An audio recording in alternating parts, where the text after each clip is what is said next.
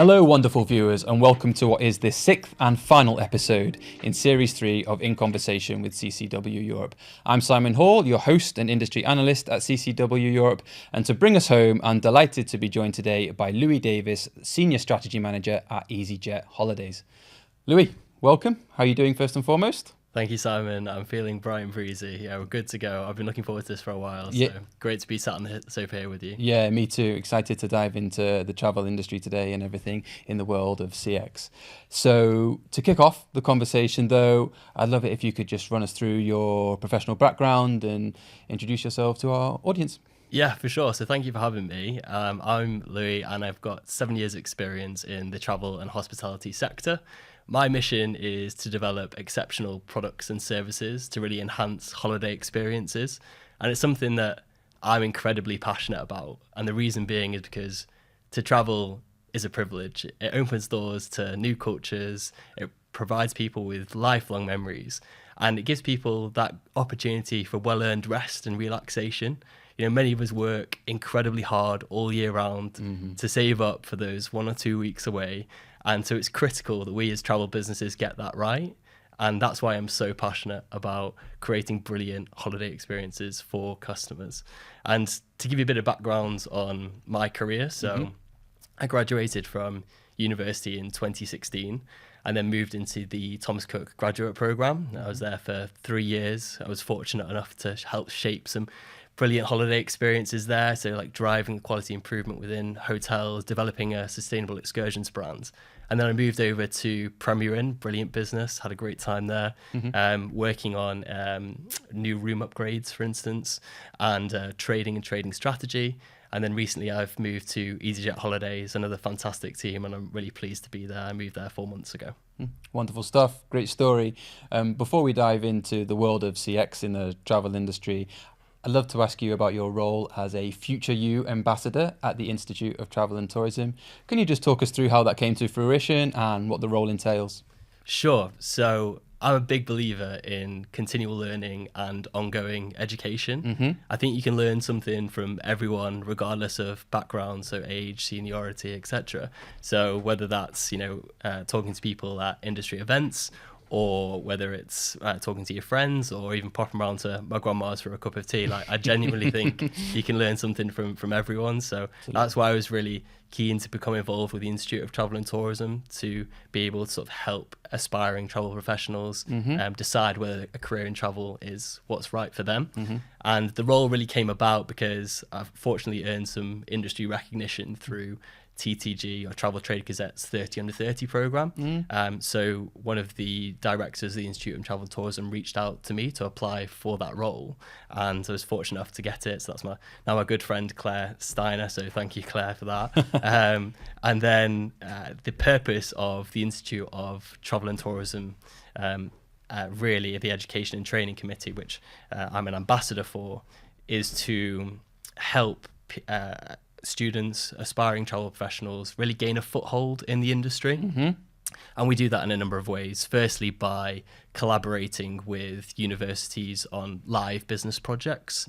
Secondly, by presenting to university students. I'm actually doing that next week at World Travel Market in London. Awesome. And hopefully painting a picture of what a career in the travel industry could look like for them. And then thirdly, by mentoring. So I'm actually mentoring a student at the moment at Manchester Metropolitan University. And to be honest, I'm learning as much from her as hopefully she is learning from me as well. Great stuff. So really valuable work you're doing in the industry there. But moving on to the main theme of our conversation today, which is going to be the 5 stages of the consumer journey within the travel industry, namely the dreaming stage, the planning stage, the booking stage, the trip itself, and finally the post-trip stage. Well, if we can start at the beginning with the dreaming component, at this stage of the journey, there are many twists and turns and, thousands of touch points possibly. So what can brands do to start to build relationships with consumers in such a complex environment? Sure, Simon. So you're absolutely right. This phase of the journey for customers is almost like sensory overload. There's an array of touch points that consumers can identify, and their challenge really is to absorb, digest, and distill as much of that information as possible. So we're looking through sources like Google, they'll be looking through the metaverse, for instance, or social media, TV, radio, etc. So you have all these sources of information, and the key question for brands, I guess, is how do you cut through that noise and make your brand relevant to the consumer so you can start to build that relationship? Yep. And I think first and foremost, it's about knowing your brands. Know your brand, know your identity, know your mission, know what you can offer customers, and be true to your brand and to your business, because that will help you to cut through the noise and start to develop that consumer relationship. And then I think as part of that as well, it's about finding your point of differentiation. What can you offer to customers that's different from the competitor set? So I'd really encourage businesses to think about that.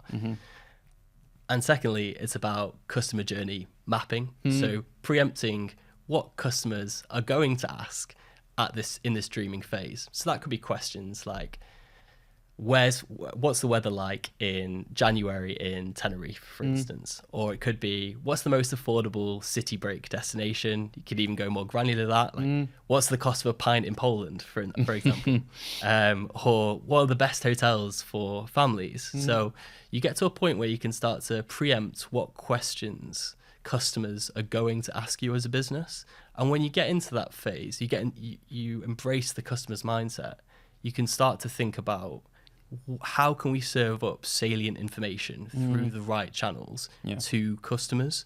And one way that travel businesses do this is by embedding weather hubs into different destination pages. So if somebody types in what's the weather like in Tenerife in January, for example, a lot of travel businesses will have the answer to that question already.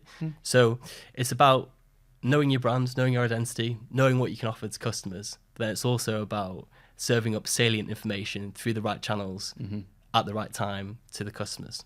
Okay, so with trip ideas narrowed down, but with perhaps some details missing, such as a hotel or a flight, how can brands start to accompany consumers in those moments of influences to really drive conversions and sales? Sure. So as a principle, it's critical that we provide customers with the right level of information, provide them with accurate and engaging information so they can make decisions about the holiday that's best for them. And I think a framework to think through here is personalization. So tailoring the content and the product recommendations to that customer. And one way you could do that, for instance, is if a customer's landed on your website and they're looking for a holiday for 2 adults, for instance, serving up search results that are for adult-only hotels.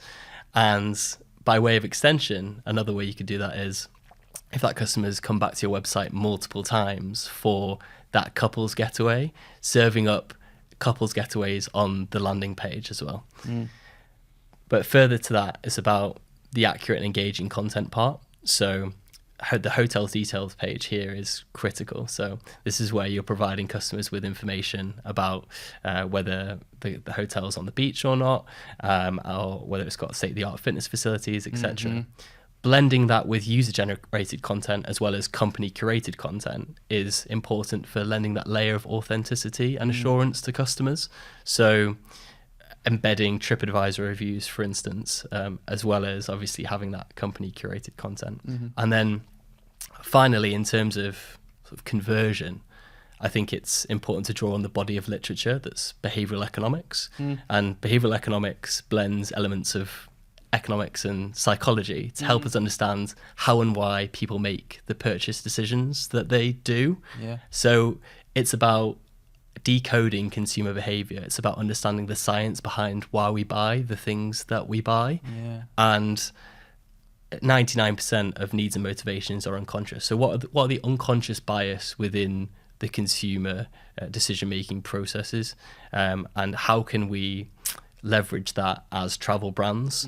And one way we could do that is through A/B tests, for example. So testing different variants of colours of pricing or pricing options, or to really help to tip the balance on conversion. So I think there are really 3 things here. The first one being providing the right level of information, trying to personalize it, also blending that with user-generated content through TripAdvisor, whether that's social media as well. And then thirdly, drawing on sort of theoretical frameworks like behavioral economics to help us really test and learn different variants on our websites in terms of how we sell things. And I think that can really help to tip the balance on conversion. Yeah, I think that's very fascinating. And moving on to the booking piece of this puzzle, your budding traveller is ready to make a purchase. So how do you manage the payment process effectively? How do you ensure it is as seamless and frictionless and as secure as possible? Sure. So payment processes are a fundamental element of the customer journey. Yep. And as a minimum, we need to make sure payments are fast, they are secure, and they are flexible. So fast in terms of adopting technology like Apple Pay, for instance, can really help to quicken and hasten the checkout process. And then secure, so win customers' trust, ensure that there's no risk of any kind of potential data breaches. And then thirdly, flexible. So ensuring that customers can pay for their holiday how they want to. And this is particularly important, I think, within the travel industry, because the average price of a holiday is around £750 per person. And not everyone has that cash readily available. So we need to think of ways that how can we make this holiday as affordable as possible for customers. And mortgage rates are up around 6%, car insurance up around 40%. So all this is kind of tightening discretionary spend. So consumers have less available disposable income to spend on non-essential items.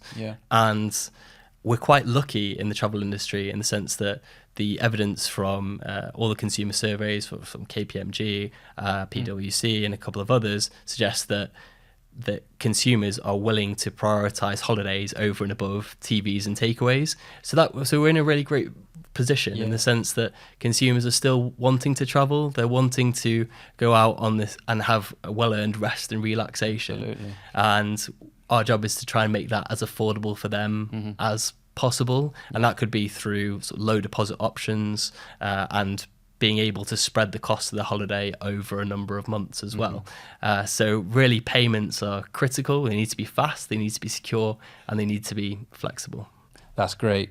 And so now the customer has purchased the trip. What comes next? What opportunities exist to cross-sell and upsell additional components of the trip? Sure. So in the travel industry, we're in a really unique position because there's a large lag time between product purchase and holiday experience. In general, customers will book their holiday 4 months in advance of them traveling. So we have a great opportunity here to build dialogue with our customers and to build that relationship. And one way that we can do that is through sort of pre-trip emails or communications. And there are two types of communication here. The first one being informational. So that will be providing customers with information about their flight, their hotel, their booking confirmation. And we can send that communication to all of our customers, regardless of whether they've opted into marketing or not. And then secondly, you've got more transactional communication. So those are the types of communication around additional products and services. And I'd like to spend a little bit of time here because I guess that's what I've been focusing on in previous roles is around those additional products and services such as car hire, attraction tickets, etc. So I think it's important when thinking about these products and services that you tailor the recommendations to the customer segments. So for instance, you might have a couple who are traveling to Greece. They're really adventurous. They're staying in a self-catering holiday, a self-catering hotel. And then you may have a family who are staying in an all-inclusive resort in Egypt, and they're looking to remain really within the hotel. So in this instance, you would potentially promote car hire to the couple who are looking to explore Greece and staying in that self-catering property because they have a higher propensity to buy that product. And for the family who are staying in all-inclusive Egypt, you may look to sort of tell them about the local water park so they can go and have a great family day out and create those valuable memories. So it's about tailoring the recommendations to the customer segments. But then it's also about the timing of when you talk to customers about these products and services. So, for instance, you probably won't want to talk to customers about foreign exchange, 3 or 4 months in advance of their holiday, because that's not a top of mind consideration at that time. Sure. And then thirdly, it's about telling customers about the value of these products. So insurance is a brilliant example. Insurance will cover you from the moment that you've booked your holiday right the way through to when you return home. And we see this pattern quite a lot with insurance, that customers would only potentially purchase it a week or two before. So I think it's incumbent upon sort of us as travel experts to communicate to customers that they get the maximum amount of value from that product if they book it at time of booking, because then you're covered it in case anything goes wrong in the run up to that holiday. Yeah, so really, in terms of opportunities for cross-sell and upsell, it's about tailoring recommendations to customer segments, getting your timing right, and also communicating the value to customers, because you don't want to bombard customers with all of these options. You want to find the right. You want to give customers the right information at the right time, and then that will help to improve your conversion. Because otherwise, you could potentially risk short-term revenue uplift for the lifetime value of that customer. You could just risk frustrating them. So, and that's definitely what we don't want to do. We want them to have the best holiday possible with the best products. Absolutely. So moving on then to stage 4, in trip.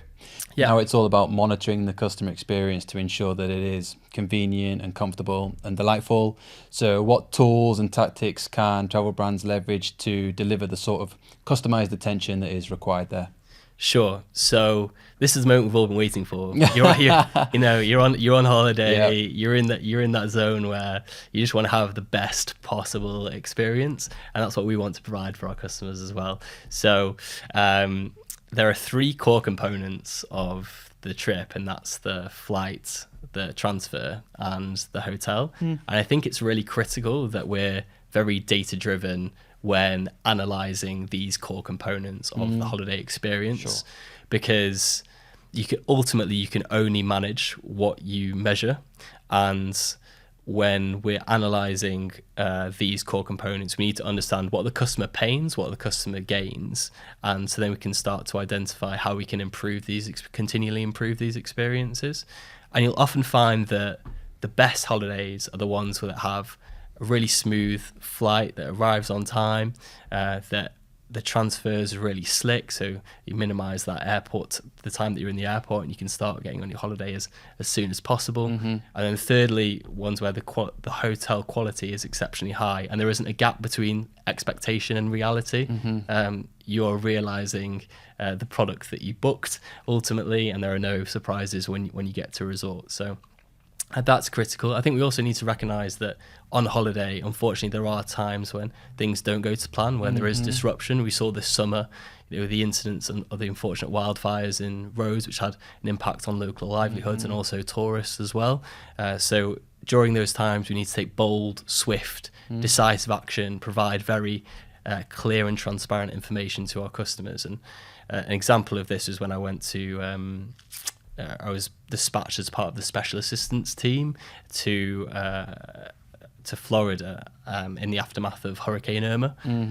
And this was when I was with Thomas Cook, and customers, they were rightly sort of confused, scared, frustrated, because they couldn't get back to the UK. And they all primarily wanted one thing, which was information, clear, concise, consistent information. I think that's where it's really important that we're able to get hold of our customers when they're in resort, and likewise that they can get hold of us, so we can provide that information in a really timely way to them, and ultimately that we'll be there for our customers when they need us the most. That's great. And so finally, Louie, we're back at home, post-trip stage. Your customer has hopefully had a delightful experience, but how can you keep communication open with them to drive continued customer satisfaction and really sow those seeds of brand loyalty, which are just so important in the travel industry today?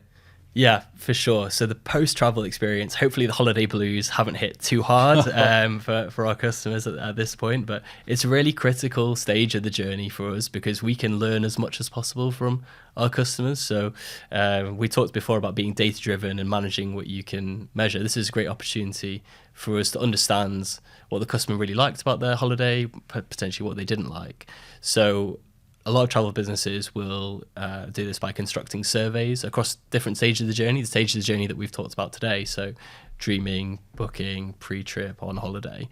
And then you can start to split that data by destination, by customer segment. So you can start to get really granular with your analysis.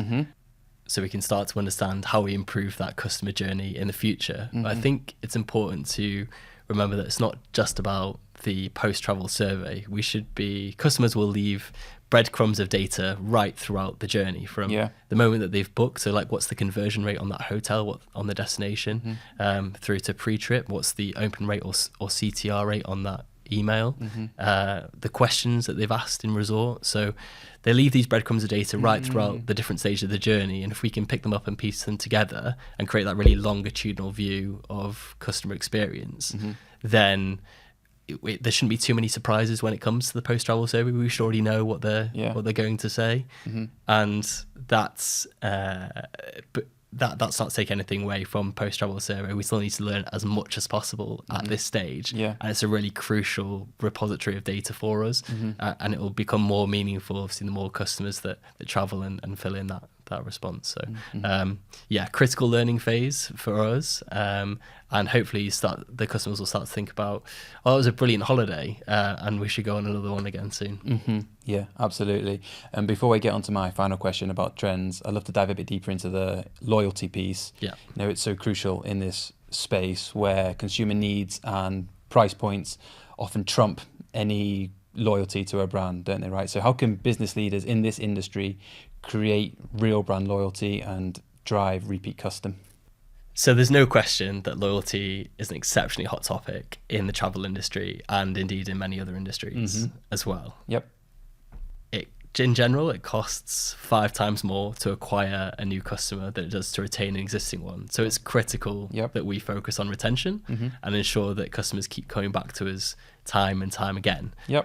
Travel is a really interesting case study for loyalty because of purchase frequency and purchase value. So purchase frequency in the sense that it's a really, generally customers would purchase 1 or 2 holidays a year. So you're looking at booking sort of every 6 months in general. So it's only natural that brand consideration would rise and fall during that time. And if this is not a really frequent purchase, like for example, I'm a Greg's loyalty member, and I will on a Tuesday, Wednesday, will go in on a regular basis. So that brand consideration is always top of mind when I'm in the office.